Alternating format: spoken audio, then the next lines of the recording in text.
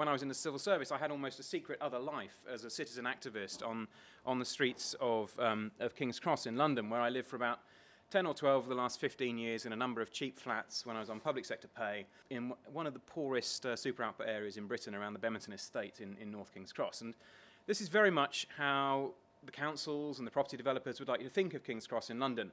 Lewis Cubitt's beautiful 1852 station building here, a Victorian utilitarian masterpiece, ripe for regeneration. But the reality of living there was very, very different. This is a crack dealer living outside my house in a caravan. This was parked in residence parking bay. The guy in a red top was a crack dealer. This guy in the limo would come and we think would buy drugs from him every Friday and Saturday. That's what we think he was doing anyway. And it was a very severe crime problem. We get an endless stream of drug-addicted sex workers would come and buy drugs from this guy in a caravan. Local young people would as well. It was very tragic. I would call the police. The police would try and do something about it. They're going to block off either end of the street. The drugs dogs would go in. But he kept his stash up a tree in the park, which we all knew because we lived there, which gave the squirrels something interesting to chew on about this time of year.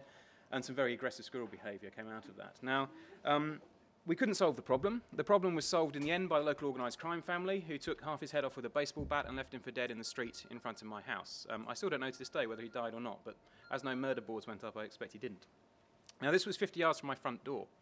And you'll notice that there's a street light there, the green thing. The green arrow is pointing at a street light, which was broken. The street light didn't work at all. And because this is a high crime area, I made sure that when the streetlights were replaced in Islington under a big PFI deal, we were one of the first streets to get new streetlights because it was a very high crime area. But the problem was that the new streetlight they put in didn't work either. So I reported the streetlight to Contact Islington, the phone number that fixes things in Islington, and I found out in the end that the streetlight was broken for 163 days. So it was a very, very clear example of public service failure. Somewhere in the system, someone was not managing that contract properly, and the streetlight was broken for 163 days. But as a citizen on the street, I had almost no leverage to get this done. I'd ring the contact centre, still broken. Yeah, no, it's difficult. It's snagging, sir, it's snagging. Yeah, but I still don't have any streetlights. No, it's still snagging, I'm afraid. It's very difficult, sir. We're dealing with EDF and the contractors. So I thought, well, this was at the peak of what's known as barbarism, Michael Barber's output-measured controlling approach to public services. So I thought, well, let's find what their target is. Let's find out what the target is, how long it's supposed to have taken to fix that streetlight. So this was back in 2007, long before all this open data stuff started out. And it took me ages to get this very, very basic information. And in the end, I found this primitive spreadsheet here, or little CSV file, which was from the London Streetlights Working Party, some sort of meeting between London councils. And I found that it should have been fixed in about 26 and a half days. That was the average time for fixing a streetlight in Islington. But it had been broken for 163 days. So at last, as a citizen, I had some leverage to get this thing fixed, because I was able to say, no, it's very clear that you're in breach of your agreement here with the service providers. And that enabled me to up my campaign as a citizen activist. I had, for the first time, evidence that there was a severe problem and that this thing wasn't being fixed. And it got fixed fairly quickly afterwards. Now, of course, I can't intimately link cause and effect, but it was only when I started to throw this data around and publish it on my website locally that this problem was resolved. We had other problems in the street.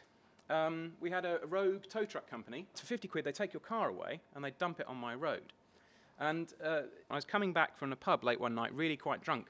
And as I was weaving my way home about 11:30, I thought, oh, that's lovely. The council, they're taking the abandoned cars away. There's a tow truck. It's marvellous. And I got back to my flat and thought, hang on a minute. What, at this time of night, the council taking cars? That can't be right.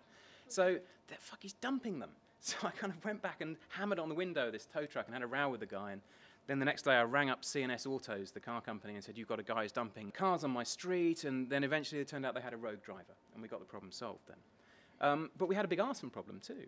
The local kids who didn't have enough to do would set light to the abandoned cars on a regular basis. Every now and then they'd throw gas cylinders into the cars to see if they can make an even bigger explosion.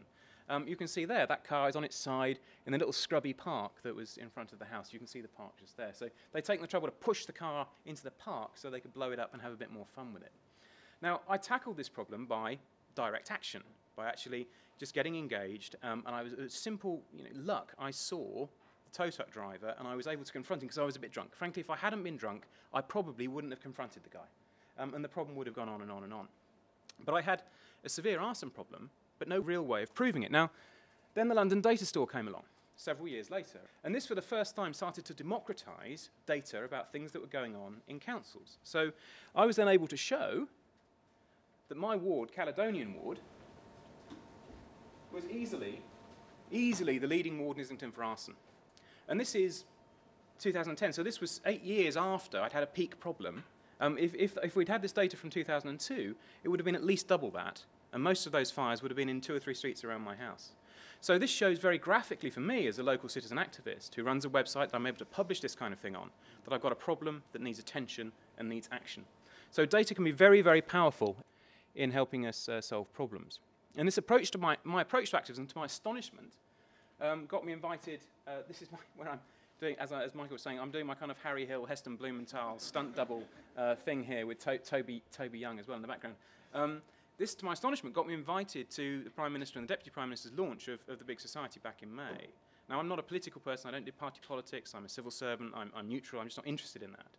But this modern approach to activism, to my astonishment, was one of the other things that got me singled out to actually go and help launch the whole Big Society thing. So then I've also been involved in the local public data panel. And as we know, around the country, local authorities are starting to publish basic data about spend at the first instance. And I helped write this original advice for local authorities back in the summer last year. But there's still a long way to go, I fear. There's still a long way to go for other big policy issues. Now, as a local activist, the big thing for any local activist is land use and control. So taking decisions about planning, what gets built, what doesn't get built. And we're about to have a completely new planning regime come in the next year or two that will really fundamentally tear up the existing regime and replace it with something that could be better if you get a good neighbourhood plan in your community. And as a citizen who's fought many, many planning campaigns, and here's just one example from my website, I took on Network Rail, Britain's most obdurate company. As a local community, we've got £1 million out of Network Rail for community improvements in a planning campaign. Data will be vital to the future of planning and land use when people are forming their neighbourhood plan. And there's a risk that if we don't democratise data, that property developers will, who have a strong commercial interest will make their own versions of the data. They have the people to buy data in, to analyse it, manipulate it, and they will skew local plans if we're not very careful. And to some extent on the ground, the paucity of data out there really does take me back to 1984. This was 1984, Maurice Frankel's Freedom of Information campaign, and a very, very strong emphasis on what was going on in local government. Now, we've moved on a long way from the days when elected members couldn't get information out of officers at all, and the agenda for local public meetings were literally secret. We've moved on a long way from that, a very long way. But if you're a citizen activist wanting to find out basic data that kind of measures your neighbourhood and measures your area, it's still not there yet. There's a very, very long way to go. And the government has gone through what you might, a bit like those Elizabethan recipes, which said, first catch your hare. The government has gone through a necessary phase in publishing data, but as Philip Blond was saying in that clip where I interviewed Philip Blond, it's not sufficient. You have to publish the data as a starting point, but you've got to change fundamentally the expectations of activists, and you've got to help activists with new tools before that data can be used, and there will be a gap between those two things.